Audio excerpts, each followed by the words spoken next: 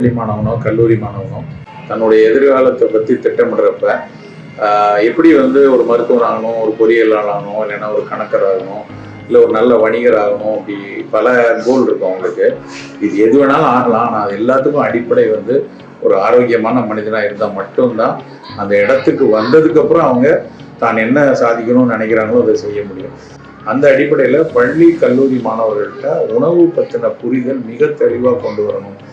எது எனக்கான உணவு, எது எந்த உணவு நமக்கு தேவையில்லாத ஆபத்தானதுங்கிற அறிவு ஒரு மாணவனுக்கும் வேணும்.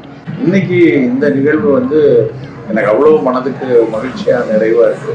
இங்கே மேலே போய் ஒரு அறையாக அவர்கள் வைத்திருந்த கண்காட்சி, அந்த குழந்தைகள் தாங்களே செய்து வைத்திருந்த கண்காட்சி, அவங்க வீட்டில இருந்து அதுக்கான பல மெனக்கெடலோடு செஞ்சுக்கிறத பார்த்துக்கிறோம், பிரமிக்க வச்சிருக்கேன். அவ்வளவு மரபு விதைகள், மரபு தானியங்கள், காய்கறிகள், கீரைகள், அடுப்பில்லா சமையல், இந்த மாதிரி நிகழ்வுகள் தமிழகம் எங்கும் கட்டி தொட்டியில எல்லாம் விளிம்பு நிலையில். எனக்கு ரொம்ப பிடிச்சது இன்னொரு விஷயம், பெரிய பகட்டான பணக்கார பள்ளிகள் நிறைய இடத்துல நிறைய பெரிய விஷயங்களை நடத்துவாங்க. இங்கே பார்த்த எல்லா குழந்தைகள் முகத்தையும் பார்க்கும்போது இந்த குழந்தைகள் இங்கே இருக்கிற ஒரு விவசாய நிலத்தை சார்ந்த மண்ணின் மனிதர்களாக நிறைய இருந்தாங்க. ஏழை குழந்தைகளை பார்க்க முடியாது.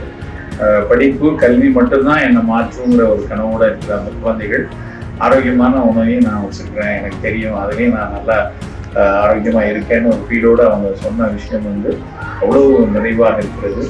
மாற்றத்தை நோக்கி நகர்கிறோம், நல்ல மாற்றத்தை நோக்கி நாங்கள் எல்லாம் வாரோன்னு அந்த குழந்தைகள் சொல்றது எனக்கு பெரிய நம்பிக்கையாக இருக்கிறது. ரொம்ப மகிழ்ச்சியாக உணர்றேன்.